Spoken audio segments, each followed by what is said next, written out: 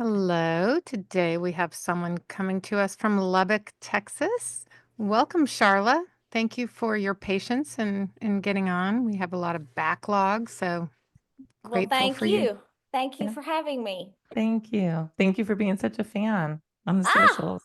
well, I feel like and you guys get this, but there's just always this connection. Like Yeah, I just feel like you're my friends, even though I've never met you. yeah. Well, We have now you this. have. Right. Yes, that's right. That's right. So, Okay. Yeah. dig in however you want to tell your story. Okay. Well, pretty typical. Always knew I was adopted. Have no recollection or memory of being told. Just always knew. Grew up in a loving home. My parents have a biological child who was almost 9 when they adopted Oh, me. Uh, he, Had they tried to get pregnant after their biological no, child?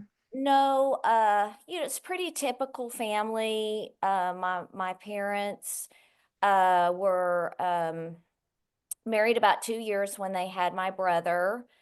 Um, it was in the 50s, and I always wanted a family. And my mother is a fairly petite woman and had great struggle in delivering him.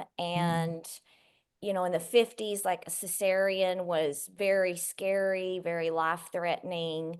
And I've talked to her more about it in the last few years than at that time, but just no more kids. Today she would be all right. But then it was just not advised that she have any more children. uh, And they wanted more children. And my mother is a very, she loves kids. And um, she just, I think that's just was on her heart, like something that she really, really, really wanted to do. But they And waited 9 years, huh? well, I think it was one of those things where she didn't really know what to do. She didn't know, things were different then. mhm, And I think given the heart of the person that she was, she wanted mm, to, it wasn't just what she wanted. Like I always felt like she felt like there were children that she could help. mhm, And so they didn't go through an adoption agency. They reached out to children's homes, that kind of thing, and just nothing was really working out for them. My father was working 2 jobs. She, it's a very typical, like we talk about. She stayed at home. They had one mhm, car, that kind of thing. And at some point, I don't know the whole story, but she, I think, was sharing maybe with some friends, or which is a big deal because my mom is a very private person. So I don't know if she was sharing like in Sunday school or friends or something like that. And one of the ladies she was talking to said, "Well, have you tried the county children's home? I've heard that they are helping mothers who are, aren't going to keep their children." Um, so she got right on that. Like she called the home that was about an hour away from where they lived. My dad, my dad said, "Well, I knew she was really serious when I came in from work one day and there were these social workers in our house." oh, she just went forward. She just went for it, and that's really not her nature. So, Sarah was saying 9 years, but I don't really know Sarah from the time that she really felt this wanting to do this. I don't know when that started, if that makes any sense. Mhm, So I want to say they've shared with me that was around February of 1968. And on my birthday, February, 3 months later, they got a phone call that I had been born. And I believe that was on a Friday. And they drove the hour drive on a Monday, met the social worker at the children's home. Was this a mother and baby home, you mean? It was a county children's home. Mm. So um, it wasn't an adoption agency or anything like that. There were other children, I'm sure. But at that time, there were these, young mothers like mine that were not married who, for whatever reason, were in the situation they were in, and the county was helping them find homes for their children. Mm-hmm. So you go home with your family and Yes, you have a brother 9 years older. So yes, that's a whole different, so in a sense, you sort of had an only childhood for yes, partial. yes, Yes. you're absolutely right. And my mom makes me laugh because she says, with her personality, uh, she said, I couldn't have handled it if you guys had been closer together, because she's just, it's just her personality. But anyway, my brother and I have never talked about it. Really? I would talk about it with him, but I How was he? How was he at 9 with you coming home? I have no idea. Yeah, because you don't. And No one talks about it. no, and it's really funny because it was never a point of issue. It was never a big deal. So we just never really talked about it until all of this happened. And I, have not kept any of it from them. I talk with them, and now they tell me things, and I'm saying, why didn't you tell me? This is Right. amazing. Like, why didn't you tell me all of this? Oh, we don't know. We don't know why we didn't. We just didn't. And it just blows my mind because my dad was saying to me, we just met them outside. There was this little area with little tables and chairs, and they brought you to us in a diaper wrapped in a blanket. And I'm saying, where are the pictures? Like, why weren't my grandparents there? It's such a mind-blowing thing to It me is. that you experience this amazing, incredible thing. And where was everybody? They have no pictures. And what's really funny is I think my dad says my brother was there or he wasn't there, and my mom said he was. And I'm thinking, how can you not even remember? But It yeah, was so fast for them, and I just think it was. And part of the story that my dad, who can't even hardly get through, I think about your dad a lot with this story, Sarah, mhm. is they were really struggling financially. My father worked for an oil company. He worked shift work, and then he was doing other work on the side. And it all happened so fast that he didn't know what to do. So he went to the bank to get a loan, and it was simply to pay back the county. That was Was it it. like using the baby as collateral Well, no, I on the mean, loan? no, yeah. Well, so what he shared, and I never knew this story, was he goes in, he's waiting to meet with the loan officer, and he doesn't know this, but the president of the bank is standing behind him when the loan officer says, well, why do you need this loan? And relatively speaking, it wasn't much at all. It was literally to pay the expenses that the county had paid the hospital and the doctor. That was it. Because it wasn't a private adoption, so there were Mhm. no like, and then the lawyer to help legalize everything, who, I mean, this is how much they were struggling. They asked the lawyer, can we predate 12 checks for $10 a month? And he said, yes, absolutely. So my father's explaining, why they need the $1,000 because they've got to pay the $400 back to the county for the hospital and part for my birth certificate, right? And then whatever I might need, like they didn't have anything. When you have a child that's 9 years older, you don't have a crib anymore. You don't have anything. So he says, well, my wife and I are adopting a baby. And the bank president said, give him the money, and if he can't pay it, I will. So my Crazy. father's like bawling, trying to tell me this story. And I've never heard this in my life, right? I've So, never actually heard that. Like that usually we're in a different situation where right. that's not the situation. Yeah. Yeah. So How again, did how did you feel at home being adopted? Like, did you feel different than your family or?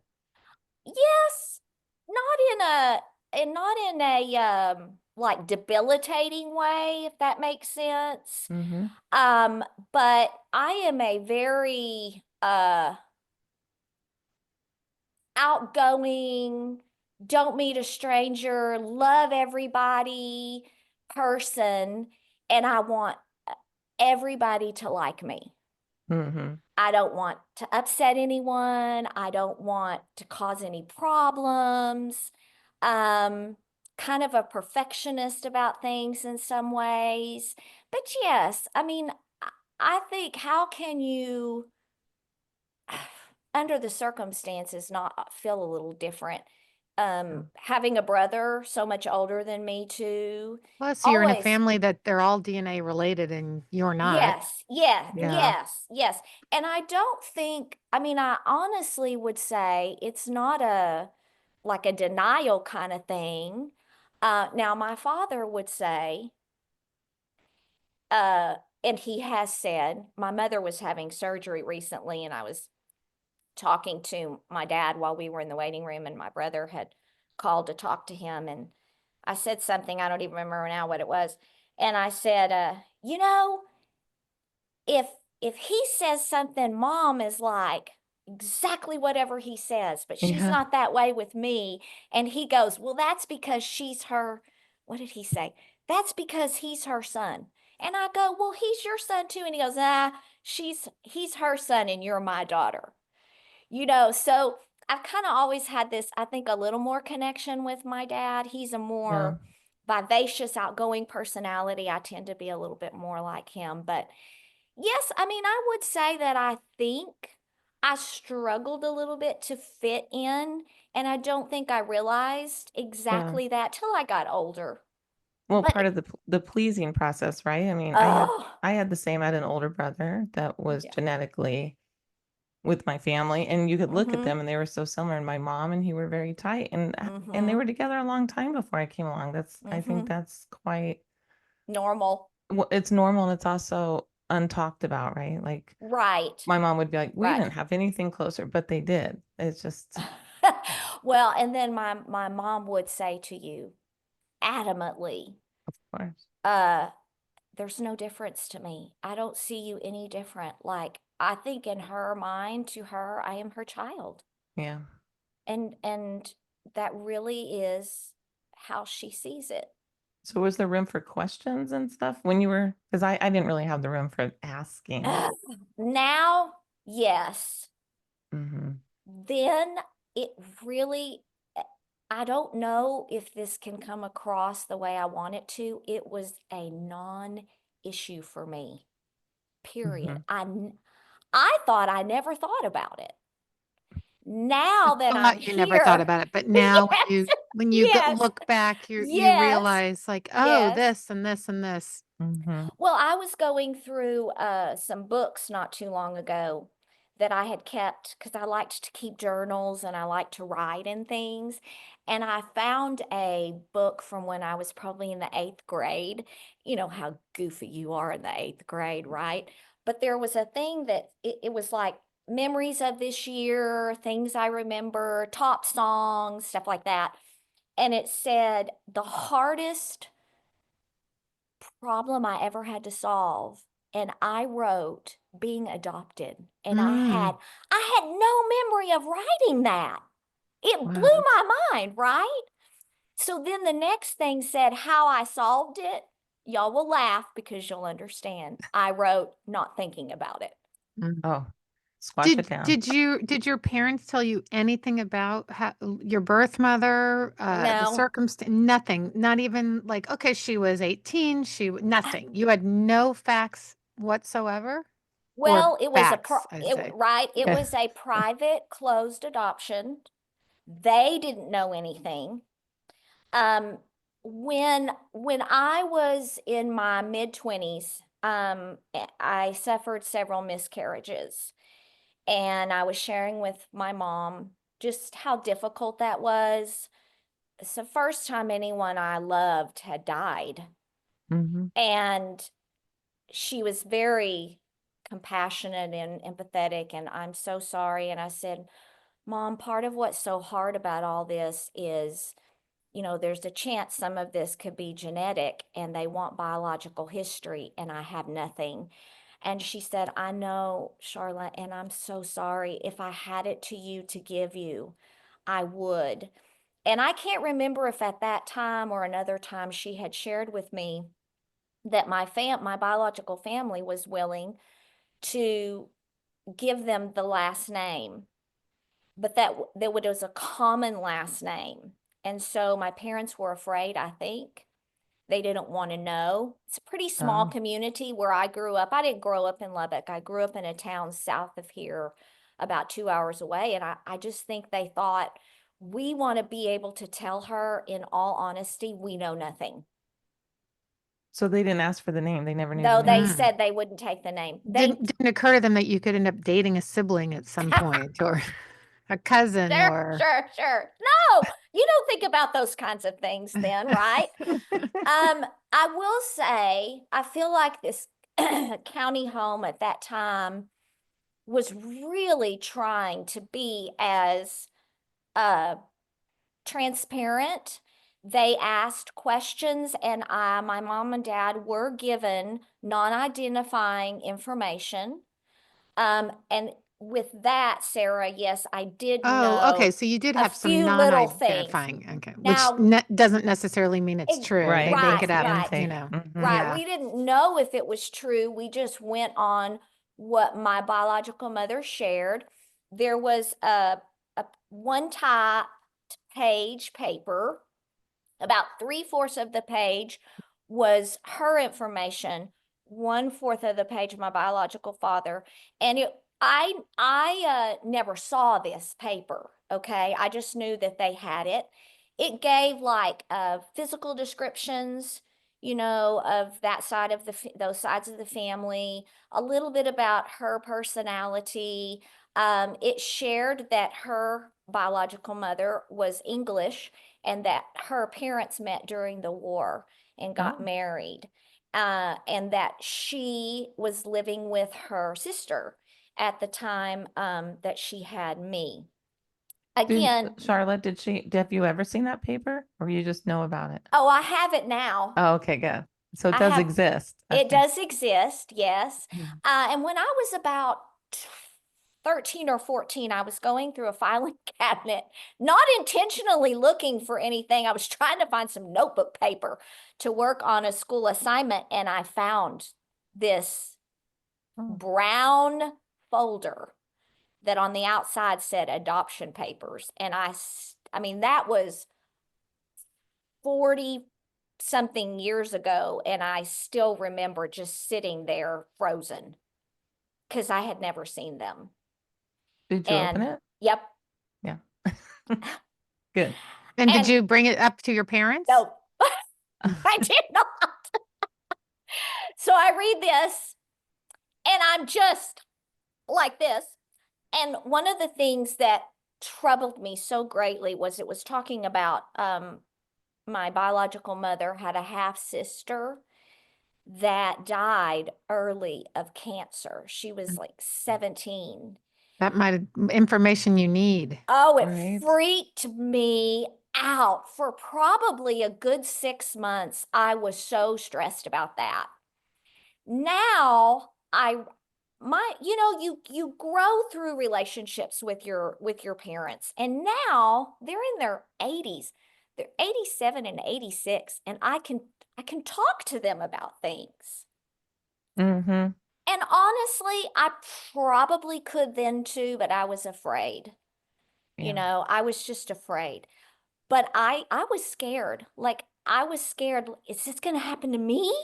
I need to know this, you know. Um, so let's see now, where do I go to this So now story? you're in your you you mentioned in your 20s having miscarriages. Was that anything, did that kind of spur a Mm-hmm. desire to search? When did your desire to search? And did you just kind of go through life, get married, do your Yes, yes, thing? yes, yes. I always wanted to be a teacher. Always wanted to be a teacher. That's exactly what I did was I went to college to be a teacher. I met my husband, got married, raised my family. In all honesty, it was something I very rarely thought about. It was just not part of my identity, I guess, at the Mm-hmm. age. I was busy being a wife, which I always wanted to be, being a mother, which I always wanted to be. Uh, There was no feelings when your kids were born about it? no, no. And you know, I think part of that though, as I've listened to podcasts, as I've read books, as I've tried to understand things, our son was I was not a healthy pregnant person. I had preeclampsia, Oh, yeah. severely sick. I was on bed rest. I had gone into preterm labor with him. It was a very traumatic time. Mm-hmm. And I had gone for a non-stress test, and um they realized something was terribly wrong. And went in and met with my doctor, and he said, we can't really tell from ultrasound, but we know that there's some sort of blockage, and we need to get him out. You're in bad shape. He's in bad shape. We could probably do more for him at 32 weeks than letting this linger and not knowing what was going on. So that all happened so fast Right. and was such a Yeah. scary thing, and never been through anything like that and didn't know anybody who'd been through anything like that. So the next day they had to take him because we didn't know what you can't go through a natural birth in a situation like that and what might happen to you or your child. And he had a congenital birth defect. He had a hole in his diaphragm, Mm. and Oh. right-sided diaphragmatic hernia, which never had heard of before. So take him early, and I'm not in good health. They have to put him in an ambulance and drive him to a children's hospital. So all that to say, no, I was Yeah. not thinking about any No. of that. Is he And okay now? Like, did yes, okay, yes, good. he is. Good. Thank you for asking. He is a 30-year-old married man with children. So Good. yes, and then our daughter was born 2.5 years later, and although everything went well with her, and it was so great to go through a pregnancy and a birth and everything be all right, you know, I'm thinking about her and kind of what I went through with my son. So honestly, the things that you guys say you experienced where you looked Mm-hmm. at your child and were like, this is the first person I think I was so focused on them, which is Let's see. typical Mm, for yeah. me as a person, really. I didn't think of it that way. So fast forward, I'm a teacher. I'm living my life, rocking along, and in 2017, my husband, who loves to find really unique, fun gifts, comes to me and says, hey, I have an idea for you for your birthday, but I wanted to make sure it was something that you would want. And I said, well, what would that be? And he said, a 23andMe kit. And I didn't even know what that was. It's pretty So, early on too. That's right, pretty. right, right. And I had always Oh, said I never wanted to search. I was happy. I was content. I have a family. Why would I want to, it's that typical story that you hear. I don't want to Mm-hmm. upset anybody. I don't want to go barging into someone's life and assert myself. You know, what if she never told anyone about me? How would my adoptive family feel? Same. I was the Right? same. So it was never a big deal. Um, so he tells me, oh, it's this test where you spit, you know, you send a saliva sample and it'll tell you your ancestry composition. And since I didn't know my biological history, we can have your health analyzed and make sure, right, that there's no issues. And when you have children, that's important. Hmm. They deserve to know. So I said, hey, sounds great. You should get one too. And he says, I know all my biological family. I said, oh, it doesn't matter. It would be fun, right? We could both do it. So he goes, okay. So he gets a kit. We Don't tell me send, you're related. no. Well, now 23andMe does say we're like ninth cousins or something stupid like that, but it's no big deal. That's so funny. Sarah, you crack me up. Um, So I still vividly remember us, you know, spitting in the little tube and sending it in. Now, let me just tell y'all right now, if I had known, well, first of all, if he had known it was Oh, going to something connect happened us with to him. family, Hmm. well, I'd have never done it. I Mm. had, Okay, so tell us. Go okay, the so we do it. suspense. Okay, the suspense. So we do it, we send it in, we get the results back, and it confirmed what my birth mother, my biological mother, had shared because I'm 80% British. Oh, So that was really cool, right? To get to see that and to compare that, and all my health stuff is good. I'm very, very healthy person, and that was the end. We didn't know that it would connect you to biological family. I thought you had to do a blood test for that. So that little tab that yeah. the little never saw it, didn't know, no clue.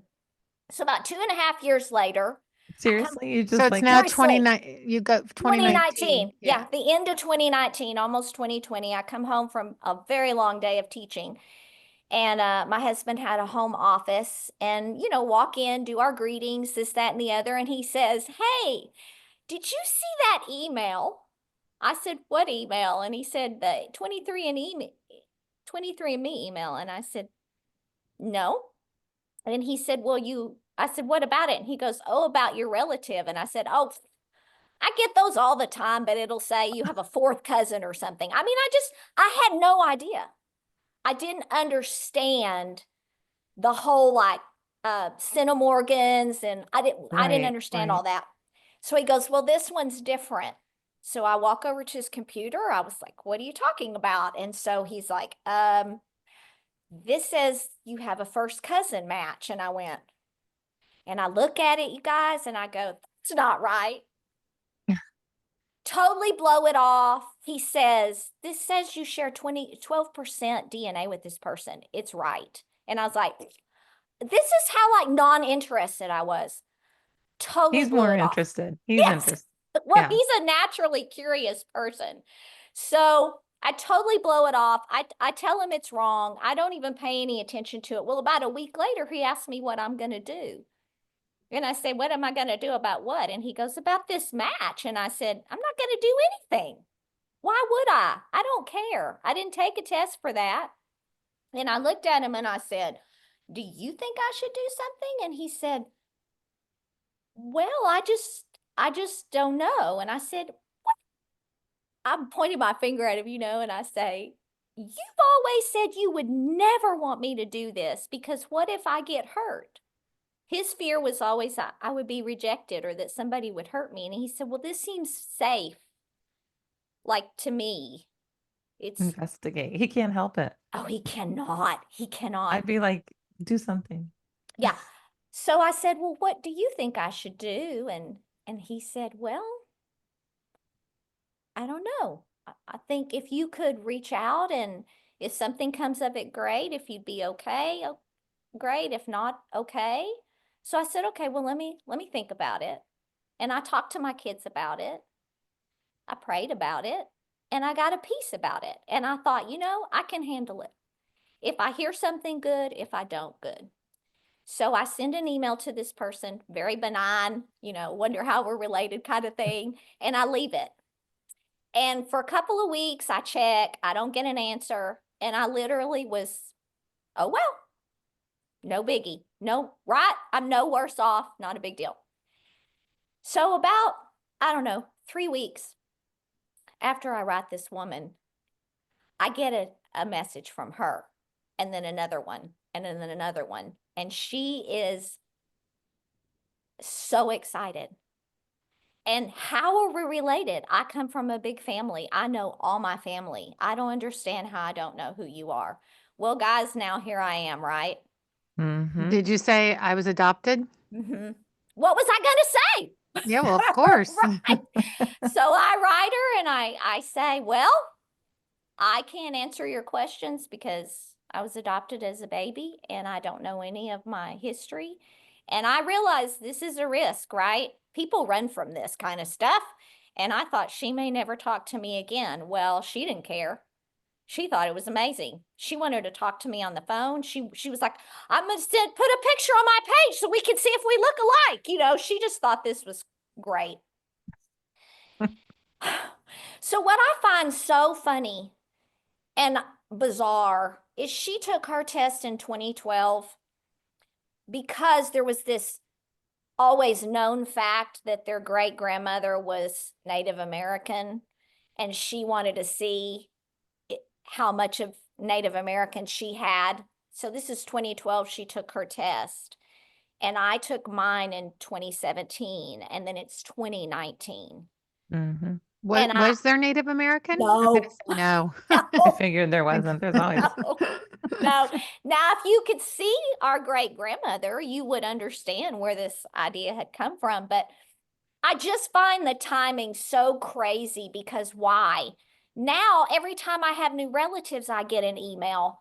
Like, why didn't either one of us get, she got nothing. I got nothing for 2.5 years, like so bizarre.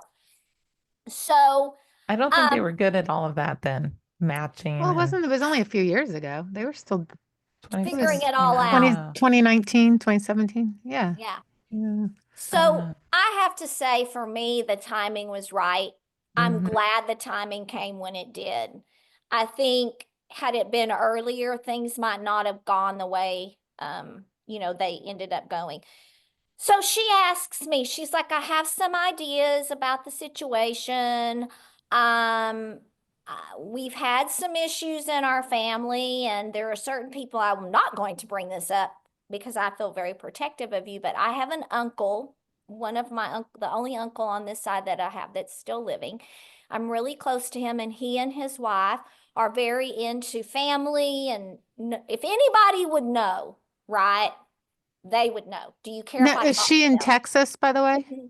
Okay. Yes, they're Texans don't all, really leave Texas. no, they're all in Texas. Yes. So I was like, no, I don't mind at all. That's totally fine. Sure, and you can whatever, talk to them or whatever.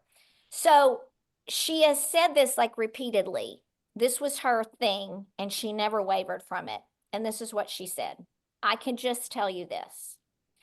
Our family had a lot of issues and a lot of dysfunction and a lot of problems, but I can promise you it wouldn't have mattered the circumstances. Nobody in this family would have ever voluntarily placed a child to be adopted. They would have never done that. And I said, you don't know. You don't know what people would do in their situations. And she said, I know this side of my family. She never wavered from that. So anyway, Is this paternal side or maternal? I this don't know is that. well, I don't want to Well, say yeah, she's Okay. because I don't want to give it away. So, Okay. so she reaches out to her uncle, and the next thing I know, I have a message on my Facebook Messenger from his wife.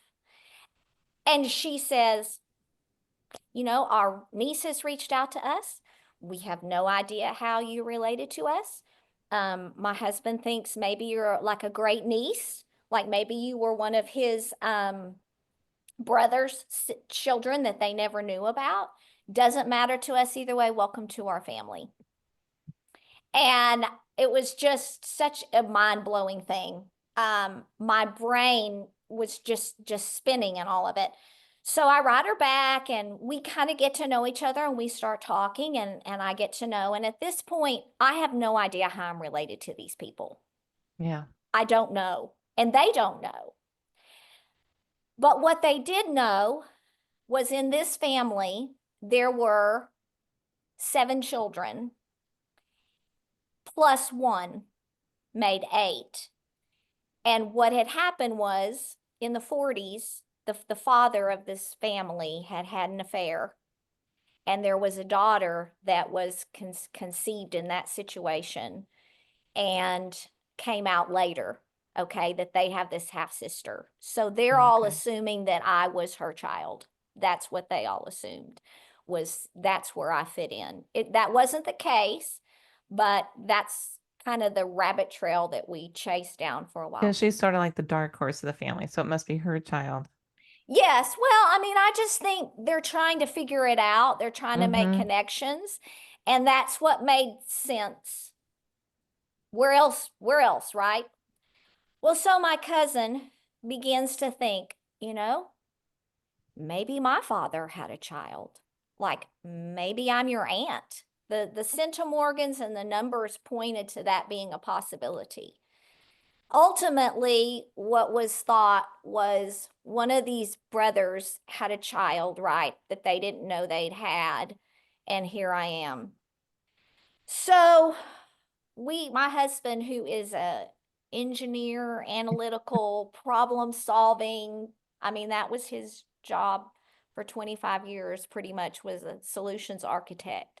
He just jumped right in and started figuring this all out, and he'd have his computer and I'd have mine, and we're looking at all this stuff and trying to figure this all out. I mean, now here we are. What are we going to do? It's not like I can say, well, never mind. But we The had that. genie's out of the bottle. The genie is out of the bottle. I did call my mother on my way to school one morning, and I said, Mom, I have something I have to tell you, but I don't want you to be upset. And she said, well, Shaw, just tell me, it's going to be okay. I'm like, I just don't want you to be upset, and I don't want you to think I've did this on purpose. Like, why should my But daughter was, you could be okay with doing yes. that. It's Do you know my daughter it's said your to me, life. Internal yes, guilt. Guilt. it Yes. is. My daughter said to me, Mom, it's okay She that sees it. yeah, like you're not, even if you had reached out to do all this intentionally, you've not done anything wrong.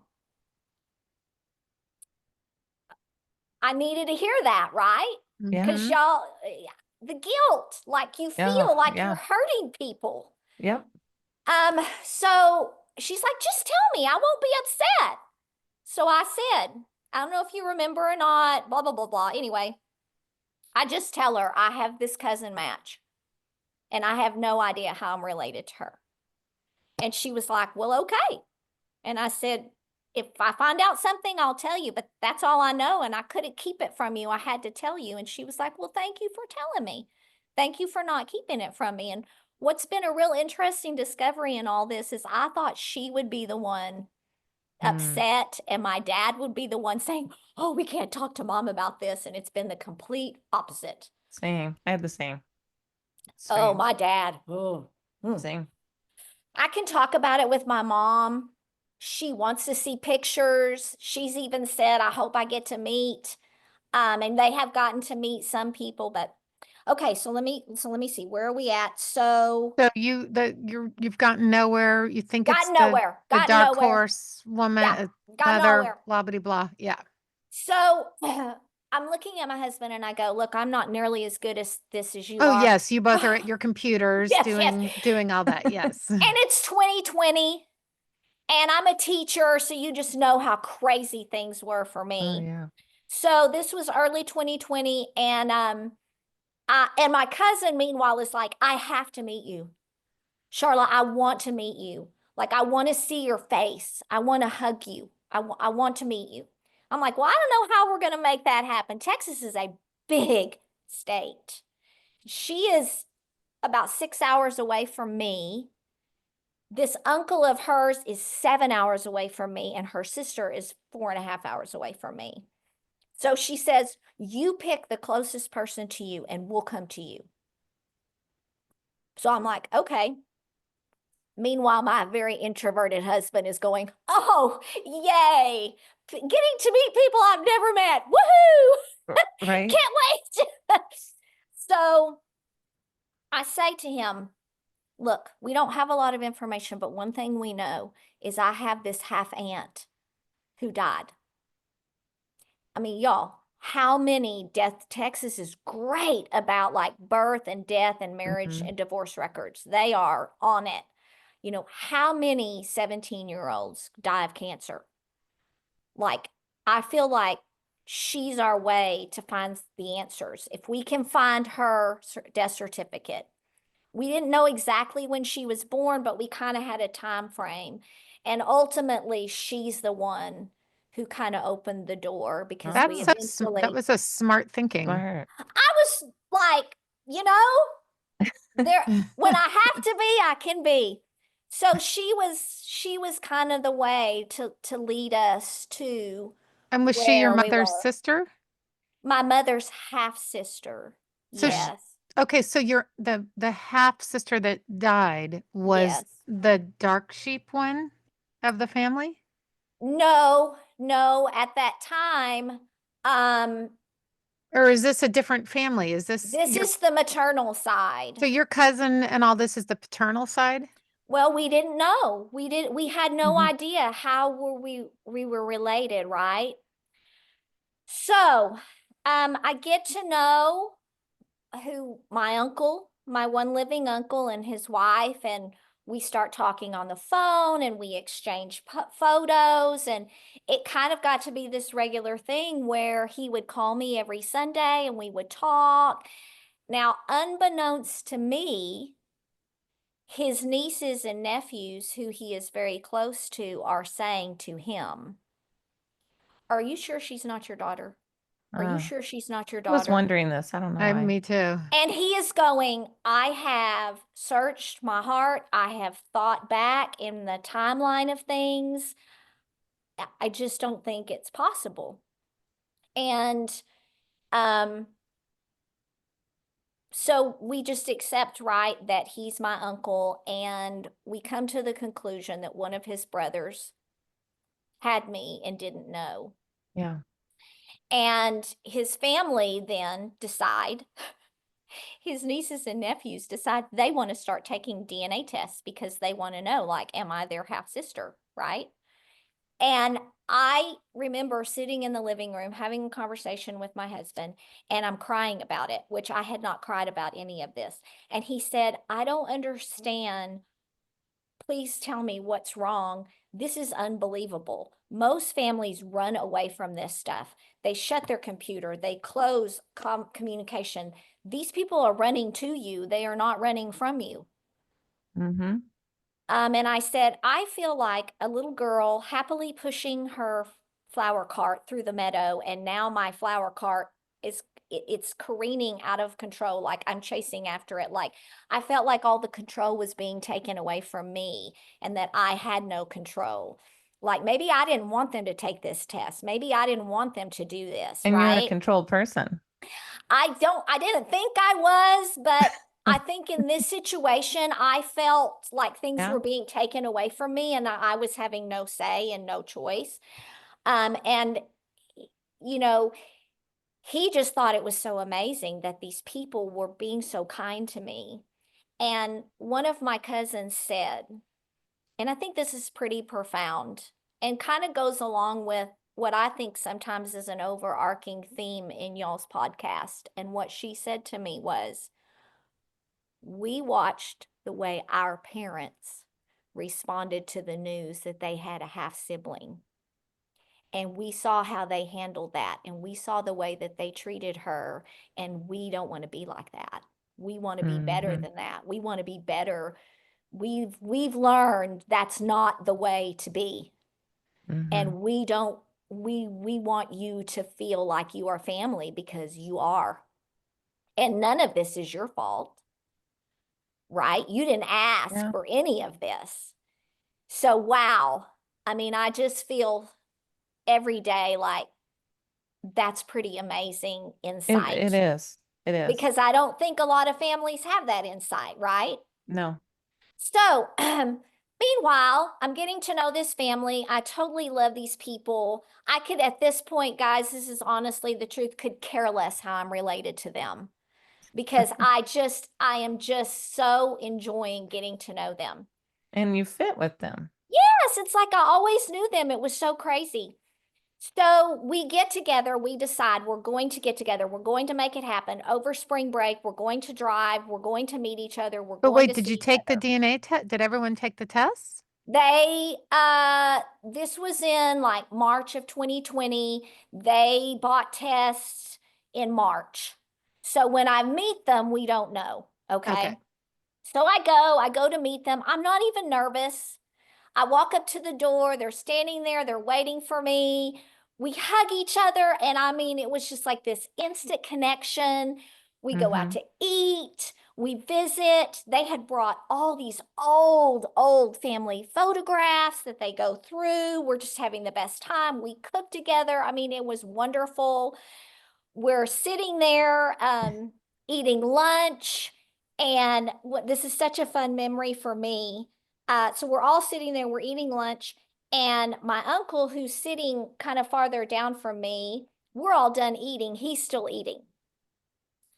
My cousin says, "Oh my word, you've never met anyone in your life who eats slower than," and he says, "I'm trying very hard not to say these people's names. Mm-hmm. You've never met anyone who eats any slower than this person." And so my husband and I look at each other and we just die laughing because that is my son, like to a Uh-huh. T. And we just got the biggest kick out of that. Like these things that immediately we see, like that we have in common, personality and Yeah. such Everything. like this. Right.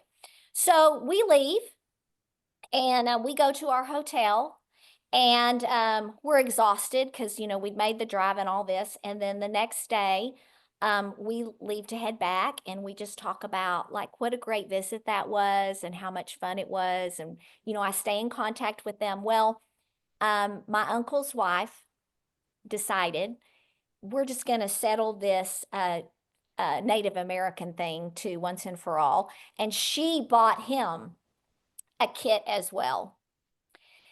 So they take the kit, they turn it in. I can't wait to see it, guys, because at this point, my highest match is just a cousin, right? And I'm Mm-hmm. thinking my highest match is going to be an uncle, and I'm so excited for all the results to come in, and I can't wait. And it had been about enough time, and one evening I'm sitting in my living room and I'm thinking, oh, I'm going to just check and see if it's come in before I go to bed. And I open up my app and I just go, oh, He's your dad. yeah, yes. I knew it. Well, so did everybody else but he and I. How about that? So did he just forget? So I tell my husband what's going on. I start bawling. I'm Of sobbing my eyes out. And he is just looking at me and he says, honey, what's the matter? This is awesome. Like he's still alive. You've already met him. He wasn't married. All the other brothers were married at the time. You were so worried about like this is great. I don't understand. Why are you crying? And I go, he's told everybody he can't be my father. I mean, all I'm thinking about is him. yeah. He's going to be embarrassed. How's he's going to explain this? Blah, blah, blah, blah, blah, whatever his. And finally, he just says, honey, he's in his 70s. He's a stable guy. He's going to be okay. It's going to be okay. Don't worry about him. I promise. This is a good thing. This is okay. This is all going to be okay. So he gets the results the next day. He calls me. He's like, I got my results, but I don't know how to open the computer. I don't know how to open any of this. Can you walk me through it? And my my husband says, you tell him he's got some explaining to do. So essentially, guys, when all this happened, no, he did not remember her. Oh. He didn't remember her name.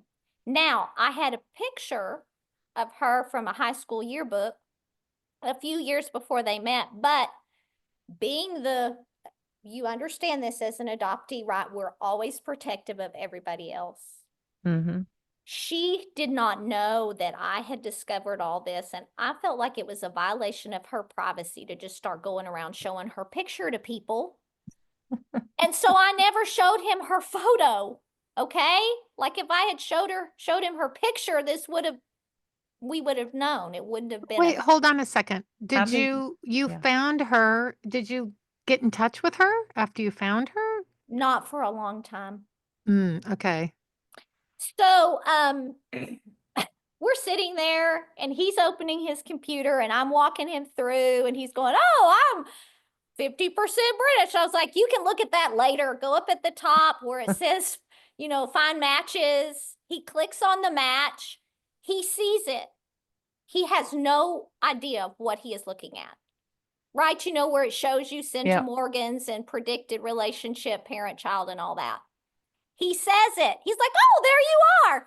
He says it out loud and still has no. So then his wife says it out loud. And when he hears her say it, he is like stunned silence. I mean, absolutely stunned. And he says, "Well, I know it's true, but I don't know how it's true." And Really? It doesn't remember. he says, "It doesn't change anything. I still love you, you know." So we get off the phone and I'm just sitting there. And about 5 minutes later, his wife writes me a text and says, "Are you okay?" "We're okay. We're just surprised." See, my son and one of his older brothers look almost identical. Mm. And well, so here's the thing. I find out later after we leave their house, the moment they opened the door, my husband knew. He said the moment he saw him and saw them, he thought, "Oh my, this is her father." Yeah, everybody knew, but you're, Everybody knew but us. Yeah. And I said, "Why didn't you say something?" And he said, "Well, I knew eventually the truth would come at the right time, and you both believed it wasn't true, and I wasn't going to insert myself in that part of your relationship." But I found out later after we left, his two nieces were really like, how can you say this is not your daughter? Like, look at her, look at how much alike you are, look at how much alike us she is. And I just think maybe it wasn't an embarrassment for him, but I think the timing of it, he couldn't place, he was thinking of when I was born, not when I was conceived. So, for the sake of time, Yes. tell us about your mother and All right. So did he finally remember when and I sent her picture, yes. okay, okay. And his wife of almost 50 years and my biological mother have the same name. So got to cut the guy some slack. Okay, so I reach out to her sister through Facebook. I find her older sister that she had lived with, and she is immediately like, after she sees my message, she is like, "Oh, I have thought about you all these years. I am so glad you have reached out to me. This is amazing. This is wonderful. I am so, so, so happy that you have sent me this message." So we exchanged phone numbers. We started talking. We met very soon after that. Mm-hmm. We drove to their hometown and went to the cemetery where her parents are buried. And it was just like this immediate connection. But y'all, I just could not bring myself to reach out to my biological mother. I was afraid. I was afraid of hurting her. I was afraid of being rejected. I was afraid of a lot of things. I had no peace about it at all. But was her sister trying to reassure you that it would be okay and that No, her sister was telling me that my biological mother, she just felt, she's like, "You do what you need to do, but I just want to tell you, I know her well, and I don't know that she's going to reciprocate. I don't know that you're going to get the same kind of welcome that you've had from your paternal side. And I don't, you do what you feel like you need to do. So I talked to my kids about it. I talked to my husband about it. They all encouraged me, regardless of her response, maybe at least she'll be glad to know you're okay. Took me a long time to get a piece because my biggest thing was I didn't want to hurt her. Mm-hmm. As adoptees, that's one thing I have learned about myself is I'm always looking out for everybody else. I want everybody else to be okay. At the So sake of yourself, at the sake of myself sometimes, Yeah. but so eventually I did write her a handwritten letter and sent her some pictures, never expecting to get anything back from her. And it was a while, but right before my birthday, I got a hand-typed letter in the mail from her. It was very brief. It was, I mean, guys, this was probably 3 days before my birthday, and there was no happy birthday, nothing like that. It was very factual. It was, how does one respond? Your letter's beautiful, your family's beautiful. The reason why I did what I did is simple. It was the 60s. I wasn't married. Mothers at that time were encouraged to give their children, a stable family. The doctor was okay. To this day, I still think if you, I mean, it was very, Did she have other children? yes. Mm. So Yeah, she said, to this day, I still think of you. I mean, yes, again, like if you've read The Girls Who Went Away, you yes, understand her situation. I do. I Yeah. do. And I hold nothing. I mean, I have always felt this sadness surrounding her, no judgment from me. She did what she felt she had to do. She did what she felt she needed to do under the times and circumstances. My husband said, okay, the door's open. Like, send her little notes, send her this, send her that. Never got anything back from her. Again. 2 years ago, I had to have surgery, and I did have her phone number, and they had all these medical questions. So I texted her and I said, I hope you're not upset that I am reaching out to you on your personal phone, but I'm about to have surgery. Could you answer some medical questions for my surgery? And she said, hello, yes, I will. Let me give you my email. If you'll send me the questions, I will answer them. But y'all, that was no help because I send them to her, and instead of answering the questions, all she says is, you know how in those medical forms, it asks you questions? I just answer no on all of them. Well, that's not helpful, okay? Because you can answer no, but that doesn't mean that's the right information. So, I don't want to get lost in the weeds here. You obviously have some strong feelings about her and hurt. I do. Yeah. My aunt was right. She couldn't handle it.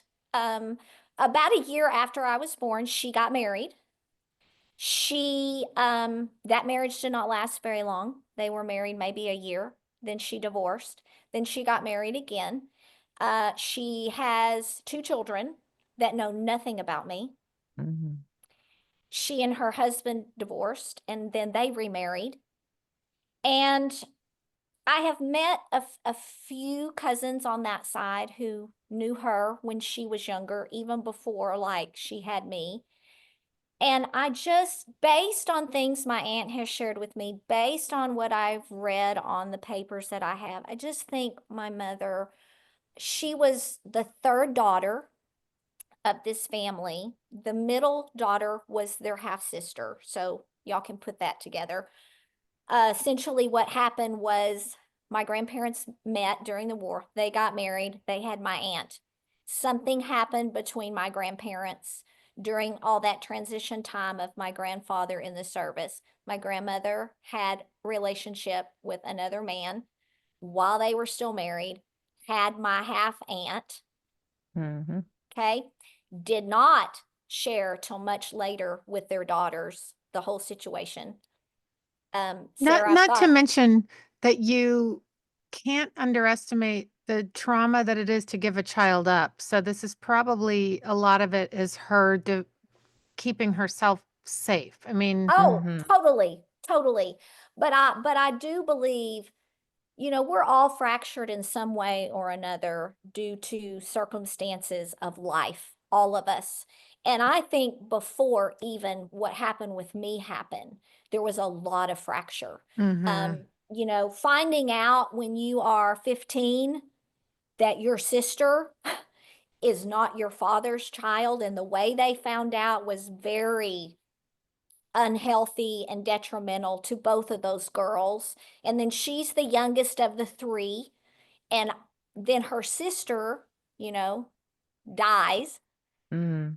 And just things that my aunt has shared with me, I think that my mother, my biological mother, always felt rejected Yeah, I was by gonna say by their sounds mother. like she Yeah, has her own abandonment wounds. she really does. In fact, in my adoption papers, I didn't even remember this till I got them recently, but one of the things says she feels very rejected by her mother and protective of her father. So there was some wounds there even before any of what happened with me Yeah, happened. it's interesting. And my aunt has shared with me they have no relationship. Oh, I was wondering that if they're not close enough for the aunt can help. No, Huh. they have a younger brother, and when it comes to him, they speak to be a part of his life. But the two of them, there's a lot of fracture there. And my aunt says, I mean, she's almost 80, and she said, I take part responsibility in that. I was the older sister. I was always trying to keep the peace right between her and my mother, and I put myself kind of in the role of her mom, and I should have never done that. And she says recently they were actually together, and they were recounting what had happened when their sister died. And my biological mother says, well, I remember standing out in the hallway and mother saying, why did it have to be this one? Why couldn't it be? And she says her name. Wow.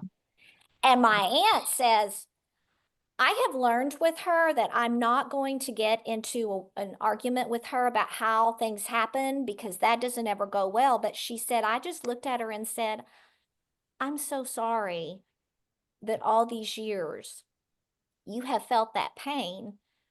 And this is my recollection of what happened. I heard mother say, why did it have to be this one?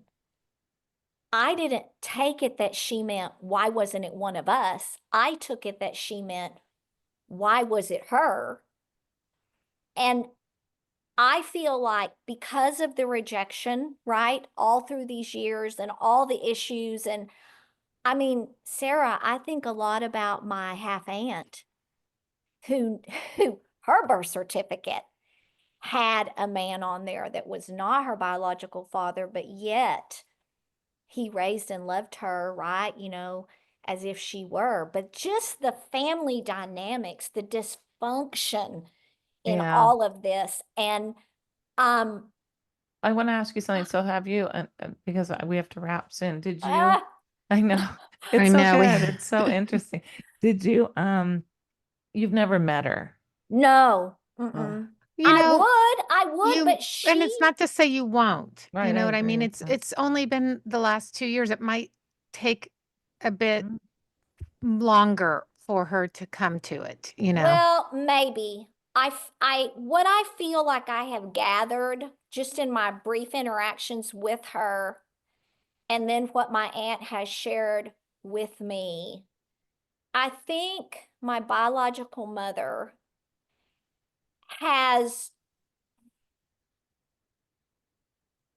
how do I say this? She's so fractured by so many things. And I I don't want to be like that. I want to face things, say this is the situation.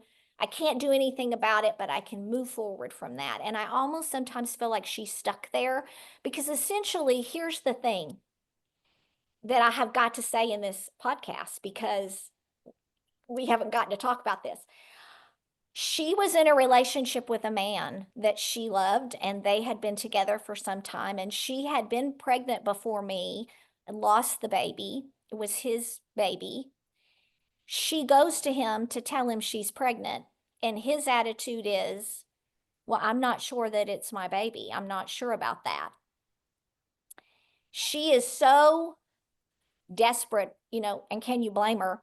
She goes to his mother. I mean, I think they had been in a relationship for quite some time, and his mother says, well, I don't know what you want me to do, because he says he doesn't know if it's his child, so I don't know what you want me to do. She's not going to get any support from her own mother, which just blows my brain. Like, how can you be a mom who's made some of the choices that you've had and not be more kind and understanding to your child? So she calls her sister. She says, here's my situation. My aunt says, you can come live with us. You can come live with us, and, we'll figure this out. So that's what she does. Gosh, it's so painful. So this paper that I have with this information about my father is wrong. She put it as the other man. Yeah. The man who was actually my father had no idea. Right. So when my cousin says nobody in this family would have placed a child, she was right. Yeah. So what a shock to my father. I mean, I find out later from his wife that he was absolutely crushed, devastated, like, I would have never let this happen, all of that kind of stuff. And my aunt has shared with me that years and years and years ago, they were in the kitchen cooking, and she brought me up, have you ever thought about her? Have you ever thought about looking for her? Have you ever? And she said she turned around and she looked at me and she said, do not ever, ever talk about her or bring her up ever again. Don't ever do that. Sharla, this is so incredible. And we could talk all day long, and please keep us posted on if anything changes and you get to have contact or you meet her. I mean, you never know. You have an open heart, so I don't, I'm but assuming, she did write me a few months ago and said, I mean, I've pretty much got it memorized. Okay, here goes. I don't have your address anymore. I don't have your phone number anymore. I don't open your emails. I don't read your emails. Ouch. The day that you were placed in the arms of your family, I walked out of that hospital. I put it behind me. Let me do it again. I don't want to block you, but I will. Gosh, I'm sorry. That's It's so painful. okay. I'm like, I was stunned by that. I was shocked by that, but not surprised. And you have a wonderful relationship with your paternal side. I do. An I do. aunt. I do. In fact, Louise, my biological dad has 2 siblings, and I'm very close to that family. Very. And my sister, not too long after all this happened, and we were able to kind of understand what happened, said to me, I have never seen my father this happy. Yeah. And I said, what? Why do you think that's so? And she said, I think he always knew there was a part missing. There was something missing. What a beautiful place to end, Sharla. It's so touching. Thank you so much for sharing your story. Really loved having you.